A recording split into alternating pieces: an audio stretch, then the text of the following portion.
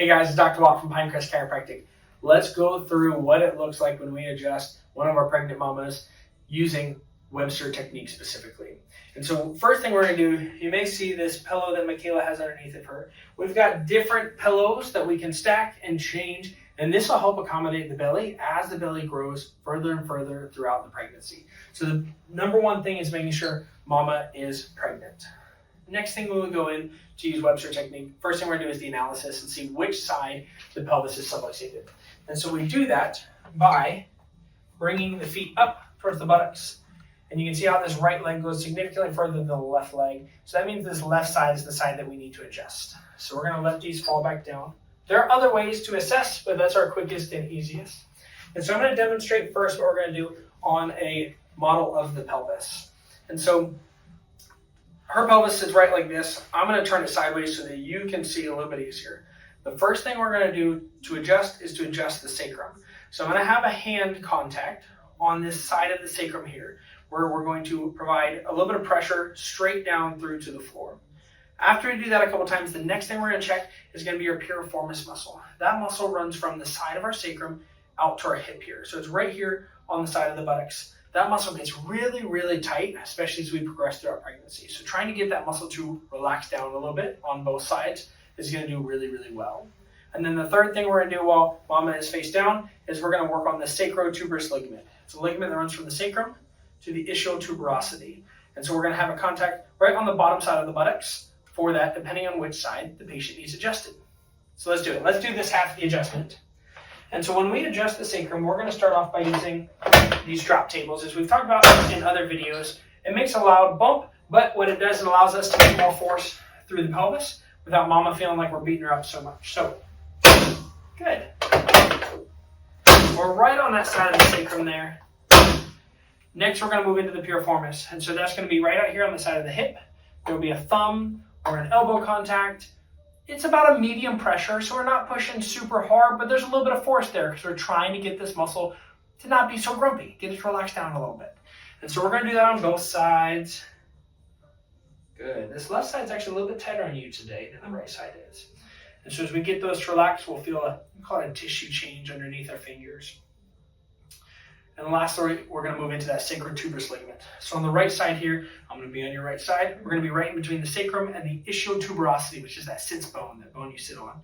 And we're going to have a gentle thumb contact. This one's very gentle, not much harder than you push on your own eyeball, right in through that ligament, getting that ligament to decrease its tension and therefore helping restore motion back into the pelvis appropriately. Good. Next, we're going to have mama flip over. So go ahead and roll over. And we take this pillow out from underneath. Good. So I'm going to pull out our model once again. She's now laying this way. I'm going to turn it this way so that you can see a little bit easier. The first thing we're going to do is we're going to adjust the pubic bone. So we have 3 joints within our pelvis, our 2 SI joints, and then our pubic joint.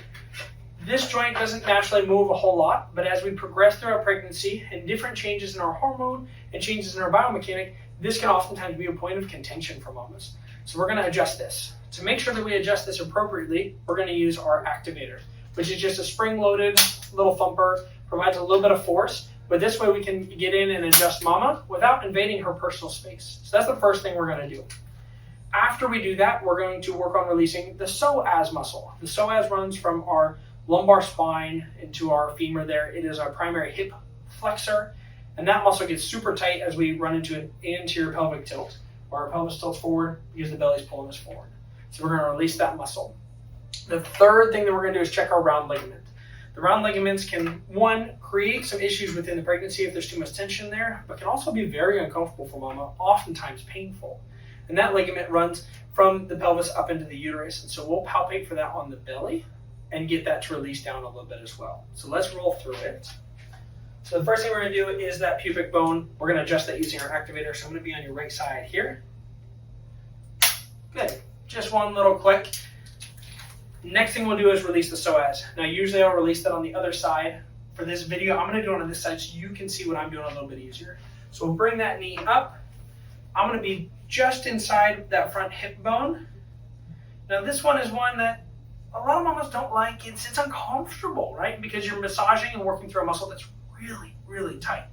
You feel great afterwards. So it makes a lot of improvement, but it's an area that is a little bit uncomfortable. And so we work through that. Occasionally we'll work through both sides depending on how that mama is presenting. But it's just a gentle pressure from this hand pushing down towards the floor, rocking this knee back and forth to get that muscle to relax. The third thing we look at, like we said, go ahead and let that fall away, is the round ligament. So to find the round ligament, you go to right where the belly button is and draw a line out to that hip bone. It's going to be somewhere in the middle of that. And so as we check that, we'll palpate through it and find out which one's more taut, one may be tender, and create a release on that. That's once again very gentle, just like we're pushing on our own eyeball. And I'll do it on this left side so you can see a little bit of pressure there to get that ligament to relax down, feeling for that tissue change. Oftentimes, mama will feel baby move, or we may feel the baby kick. Those are super common because you're moving baby's house around. Baby now can maybe move a little bit easier. And so once we go through all of that, we'll then progress up through and adjust whatever else we need to on that mama. But that's Webster technique, making sure that we're addressing the pelvis and all the issues there.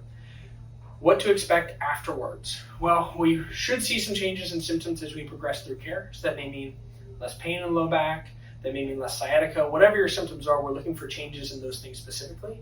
You may also feel one of two things within baby. Baby may be super active right after an adjustment because they have more mobility now. They can move way easier. Or you may feel baby be very, very still, essentially taking a nap. Either one of those two spectrums are very normal after an adjustment, and we talk through that with moms so they know what to expect when they're done. But that's what Webster technique looks like. Works really, really great on our pregnant mamas. If you want to talk more about it, come on in. Let's chat.